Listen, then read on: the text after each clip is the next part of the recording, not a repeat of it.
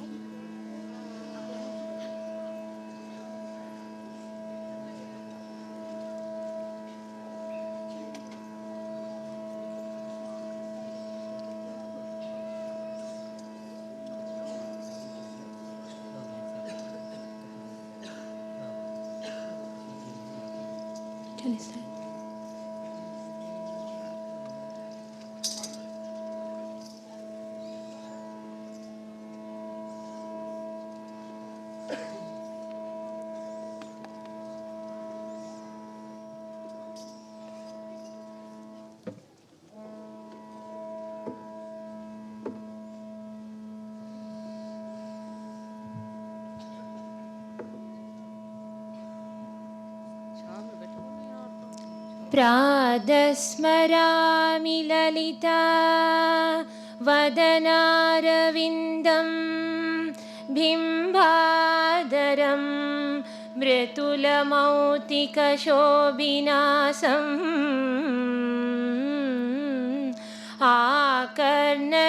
आकर्णदीर्घनयनं मणिकुण्डलाट्यम् मन्दस्मितं मृगमथोज्ज्वल बालदेशं प्रातर्भजामि ललिता भुजकल्पवल्ली रत्नाङ्गुलीयलसतङ्गुली पल्लवाट्या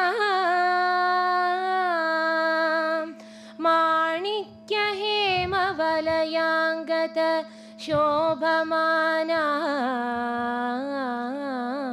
पुण्ड्रेक्षु शाबकुसुमेक्षु श्रीनीन्तदानां प्रातर्नमामि ललिता चरणारविन्दं भक्तेष्टदाननिरतं भवसिन्धुबोधम् पद्मासनादिसुरनायक पूजनीयं पद्माङ्कुशध्वज सुदर्शनलाञ्जनाट्यं प्रातस्तुवे परशिवां ललितां भवानीं त्रय्यन्तवेद्यविभवां करुणानवद्यां विश्वस्य सृष्टिविलयस्थिति हेतुभूतां विश्वेश्वरीं निगमवां मनसादिदूरम् प्रातर्वदामि ललिते तव पुण्यनाम का कमलेति कमलेति महेश्वरीति श्रीशाम्भवीति जगदां जननी प्रेदी वाग्देवदेदि वचसा त्रिपुरेश्वरेति यश्लोकपञ्चकमितं ललिताम्बिकायाः सौभाग्यतं सुललितं पठति प्रभाते तस्मै तदादिललिता जटीति प्रसन्नः विद्यां श्रियं विमलसौख्यमनन्दकीर्तिम्।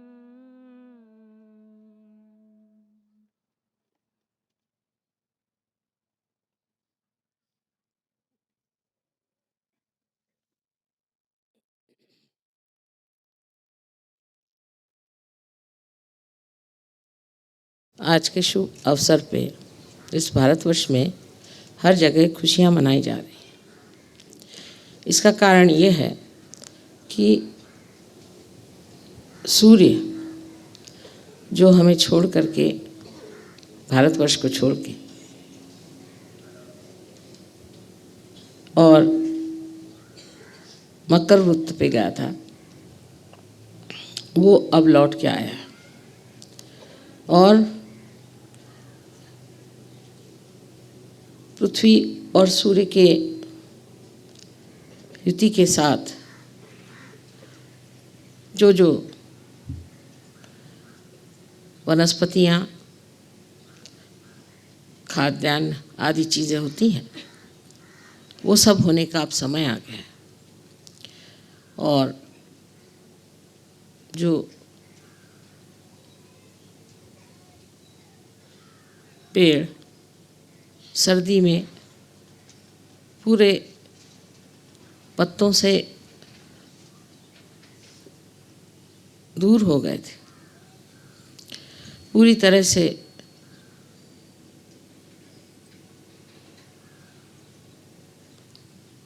ऐसा लग रहा था जैसे कि वो सब मर गए। वो सारे पेड़ फिर से जागृत हो गए, उसमें हरियाली आने लग गई। और इसलिए इस समय का जो विशेष है कि पृथ्वी फिर से हरभरित हो जाएगी, सारे ओर फिर से कार्यक्रम शुरू हो जाएंगे। और विशेषकर उत्तर हिंदुस्तान में जहाँ की ठंड बहुत ज़ोर से पड़ती है, वहाँ तो इसका विशेष रूप से उत्सव माना जाता है कि सूर्य का आगमन हुआ और सूर्य के कारण जो भी हमारे कार्य हैं वो अब पूरी तरह से होने वाले हैं। इसलिए आज की बड़ी शुभेच्छा हम यहाँ के सब लोगों को कहते हैं और सोचते हैं कि आज के शुभ अवसर पे आप सब लोगों से यहाँ मिलना हुआ, ये भी एक बड़ी आनंद की बात है। जैसे सूर्य का आना हम लोग बहुत ऊंचा मानते हैं, उससे भी कहीं अधिक सहजयोग का सूर्य इस पृथ्वी पर आना महत्वपूर्ण है, क्योंकि सृष्टि की जो कुछ सृजनता है, जो क्रिएटिविटी है, वो सूर्य से प्लावित होती है और सूर्य उसको चालना देते हैं। और परम चैतन्य की जो सृजन शक्ति है, उसका जो कृतकार्य है, उसको चालना सहयोग से मिली है। अभी तक परम चैतन्य जो था वो किसी कार्य में संपन्न नहीं हो पाया था।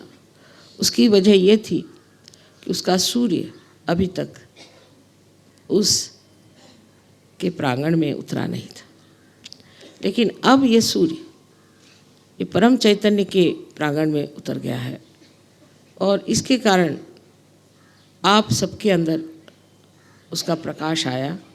उस प्रकाश के कारण आपकी कुंडलिनी जागृत हो गई और आपके अंदर जो एक सृजन भूमि थी वो पूरी तरह से हरित हो गई।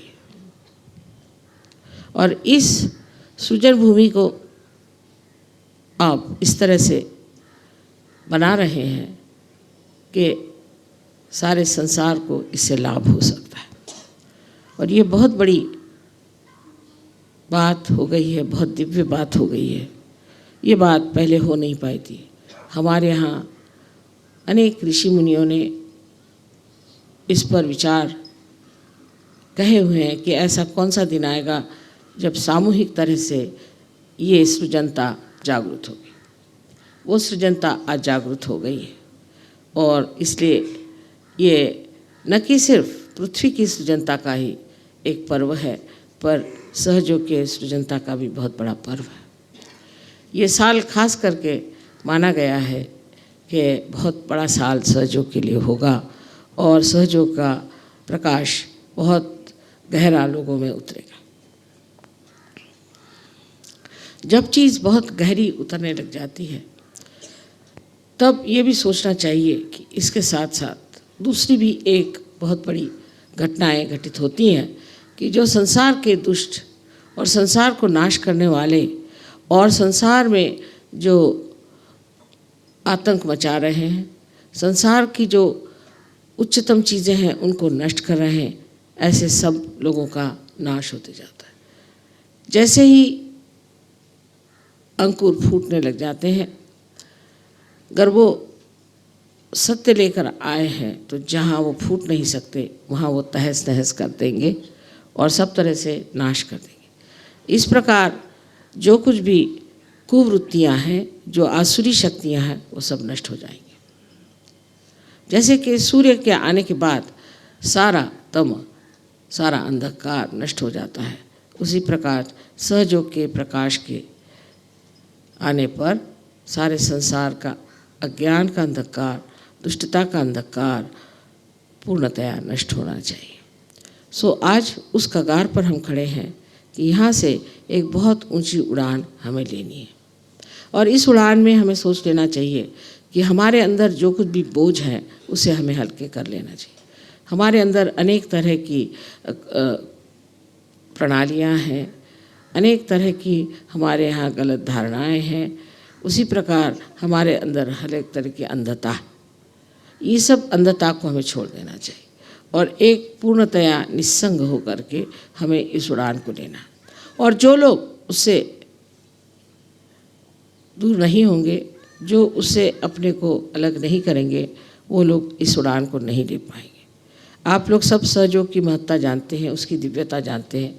आप सर्वसाधारण नहीं हैं और इसलिए ये मैं बात कहना चाहती हूँ कि जिसे और ऊंचा उड़ना है और ऊपर उठना है, उसे ये जो अपने ऊपर लादी हुई बहुत सारी कुसंस्कारों की बेड़ियाँ हैं उनको छोड़ देना चाहिए। इसी प्रकार हमारे अंदर अहंकार की और अहम भाव की एक बहुत ज़्यादा पहाड़ी जैसे दशा है। इस पहाड़ को भी हमें पूरी तरह से नष्ट कर देना चाहिए और ये करने का तरीका ध्यान, धारणा और पूरी तरह से सहयोग में रत होना, उससे पूरी तरह से शरण हो जाना ही है। जो मनुष्य सहयोग में शरणागत में नहीं आता है वो अभी भी बहुत आधा है और हो सकता है कि इस उड़ान के दौरान वो पीछे ही रह जाए और फिर उसी नर्क में जाए जहाँ पर और लोग जाने वाले हैं। इसलिए ज़रूरी है कि सब लोग पूरी तरह से प्रयत्न करें। आधा अधूरा प्रयत्न करने वाले लोग जो भी सामने आते हैं और कोशिश करते हैं, उनके लिए यही मैं कहना चाहती हूँ कि आधा अधूरापन कृपया छोड़ दीजिए, क्योंकि इस आधे अधूरेपन से आप कोई भी चीज़ को प्राप्त नहीं कर सकते। तब आप उस महान स्थिति को कैसे प्राप्त करते हैं जिसके लिए लोग हजारों वर्ष तक तप आदि करके अपनी स्वच्छता करते थे। अपने को किसी तरह से गिराने की या किसी तरह से शापित करने की ज़रूरत नहीं, किंतु ये जान लेना चाहिए कि आज हम एक शीशे के सामने खड़े हैं और हमारे अंदर दिखने वाले सारे दोषों को हमें पूरी तरह से लय कर देना चाहिए।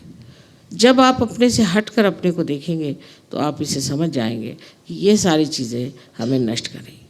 पर ये होते होते आप देखेंगे कि आप पर अनेक आशीर्वाद परमात्मा के आएंगे और उस अनेक आशीर्वाद में मनुष्य ये सोचेगा कि मैंने सब कुछ पा लिया।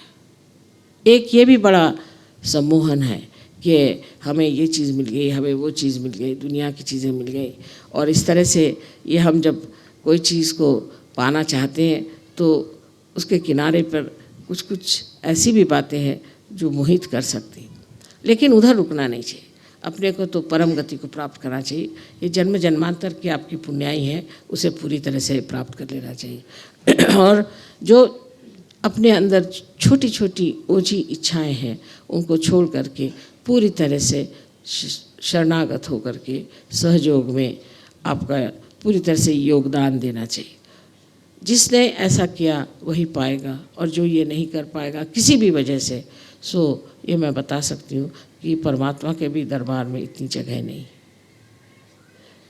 वहाँ जाने वालों को भी सोचना चाहिए कि हमें वास्तव अगर वहाँ पहुँचना है तो ये सारे बोझे हल्के कर देने पड़ेंगे और एक ही हमें मार्ग लेना पड़ेगा। एक ही तरफ हमारा पूरा प्रयत्न होना चाहिए कि हम किसी तरह से इस और अग्रसर रहें और बढ़ते रहें।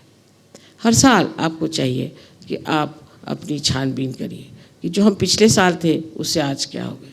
हम बहाने बना रहे हैं या हम कुछ सोच रहे हैं कि हमें ये करना है, हमें वो करना है, वो ज़रूरी है, ये ज़रूरी है, या हृदय से हम चाहते हैं कि हम उन्नत हों। क्यों? और बहुत से लोग ये भी सोचते हैं कि सहयोग के द्वारा हमारी बीमारियां ठीक हो जाएंगी या हमारी कुछ और चीज़ें समस्याएं हल हो जाएंगी, ऐसा हो जाएगा, वैसा हो जाएगा। सो उनको पता होना चाहिए कि सब समस्याओं का हल एक ही है कि आप उस दशा में पहुंच जाएं जो परम।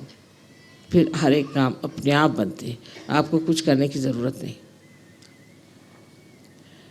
इस प्रकार आज के दिन आपको मैंने अपना मनोदय बताया, पर मैं चाहती हूँ कि आप भी अपने हृदय में ठान लें कि मैं जो बात कह रही हूँ वो दिखने में बहुत सहज सरल है, किंतु मनुष्य की जो प्रवृत्तियाँ हैं, उसकी जो गतिविधियाँ हैं, वो इस कदर विचित्र है कि मैं भी उसे नहीं समझ पाती। कहते हैं कि समझ में आए तो वो क्यों कर खुदा हो, लेकिन मैं तो कहती समझ में आए तो क्यों कर मनुष्य हो, क्योंकि मनुष्य इतना जटिल है, इतना जटिल है और उसका समझना बहुत ही कठिन है। आप लोगों से मुझे यही विनती करनी है कि देवत्व को प्राप्त करने के लिए इस मनुष्यता की जो जटिलता है इसे पूरी तरह से धिक्कारना चाहिए और उसे छोड़ देना चाहिए, और यही कहना चाहिए कि हमें उसी देवत्व को प्राप्त होना है जिससे हर चीज़ आप जिसे भी छूते हैं वो प्लावित हो जाएगी, चेतनामय हो जाएगी, सुंदर हो जाएगी। आपका जीवन भी एक बहुत सुंदर, बहुत आदर्श, बहुत ज़्यादा आनंददायी, प्रेममय और एक ऊंचे किस्म का हो जाएगा। आप सबको अनंत आशीर्वाद।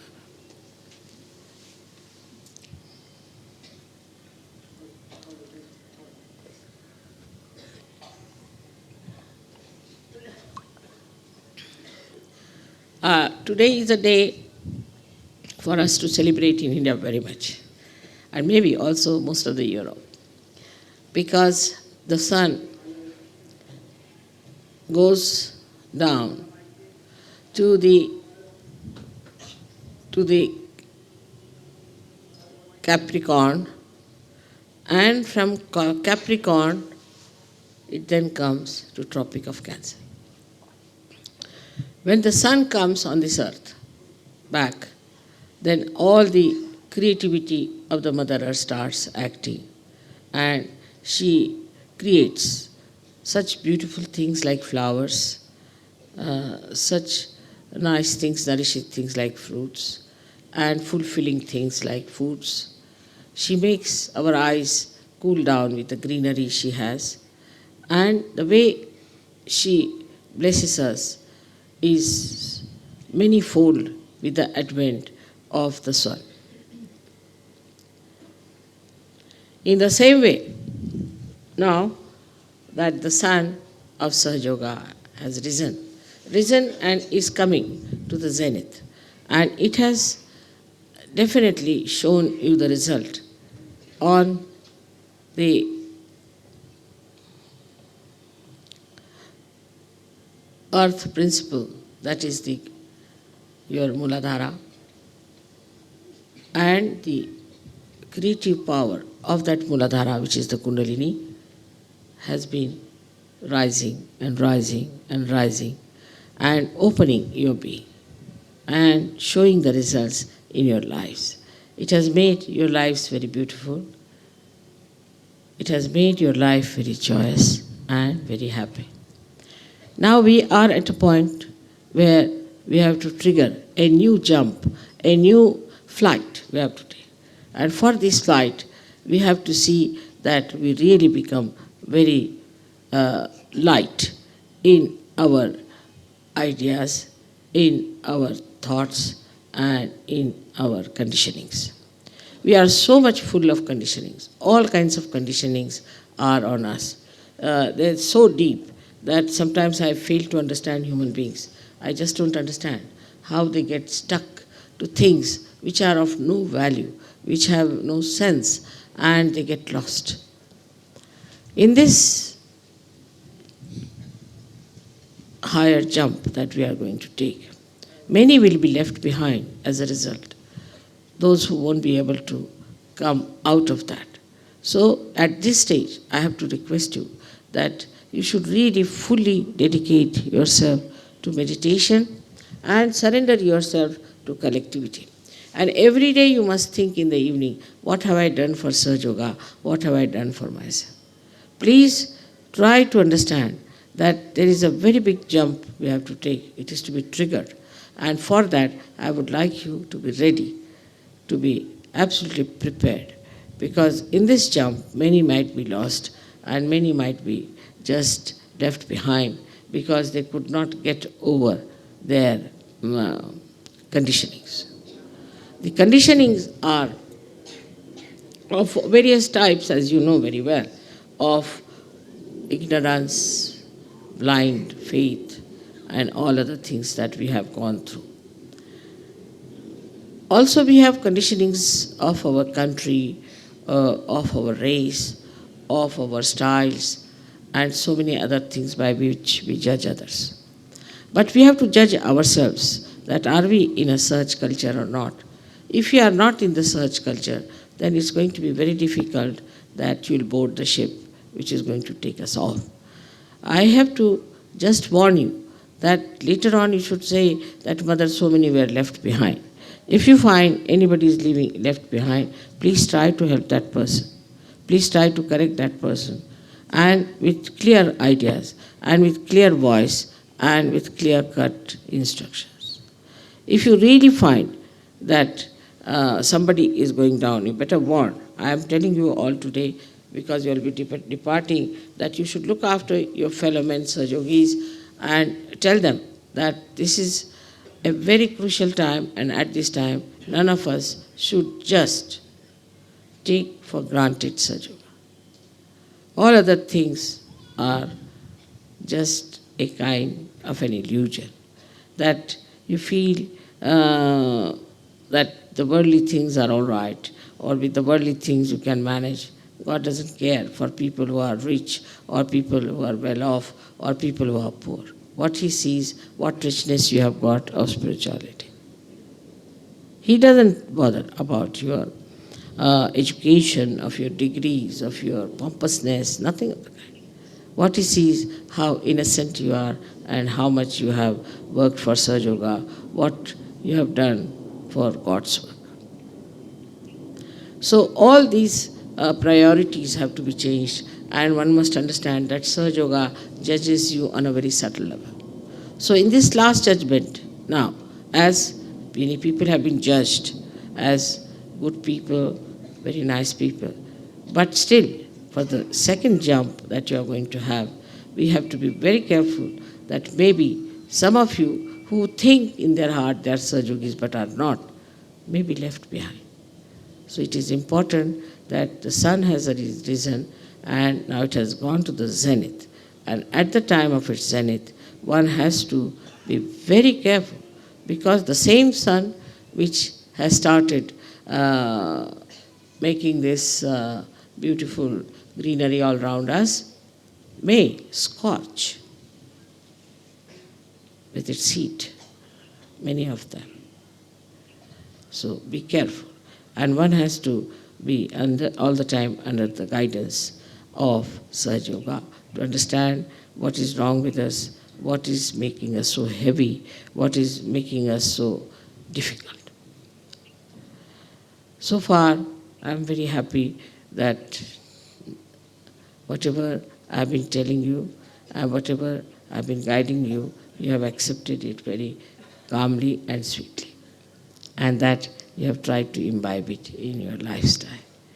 Actually, after some time, I don't think I'll have to tell you anything.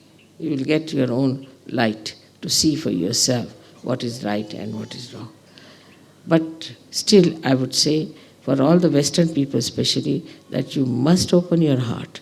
In the puja, in the music, in anything, just see that you open your heart. If you cannot open your heart, this won't work, because this works through spirit which resides in your heart. So please try to open your heart for everything. All your conditionings, all your ego will disappear when you decide that I have to open my heart to Sahaja Yoga. May God bless you.